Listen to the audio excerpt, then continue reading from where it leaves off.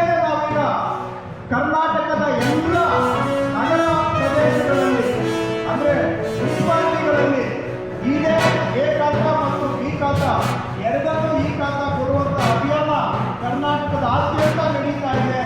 ಅದೇ ತರ ಬೇಡಿಕೆ ಬಂದು ಗ್ರಾಮ ಪಂಚಾಯಿತಿಯಲ್ಲಿ ಇರುವಂತಹ ಆಸ್ತಿಗಳನ್ನು ಕೂಡ ಬಿ ಖಾತಾ ಕೊಡಬೇಕು ಅಂತ ಬೇಡಿಕೆ ಬಂದಿದೆ. ಆರೋಗ್ಯ ಇಲಾಖೆ ಜೊತೆಗೆ ಕಳೆದ 6-8 ತಿಂಗಳಿಂದ ಸಮಾಲೋಚನೆ ಮಾಡಿ ಕಾನೂನು ತಿದ್ದುಪಡಿ ಮಾಡಿ ಜುಲೈ ತಿಂಗಳಿಂದ ಗ್ರಾಮ ಪಂಚಾಯಿತಿಯಲ್ಲೂ ಕೂಡ ಬಿ ಖಾತಾವನ್ನ ಈ ಖಾತಾ ಮುಖಾಂತರ ಕೊಡ್ತಕ್ಕಂಥ ಅಭಿಯಾನ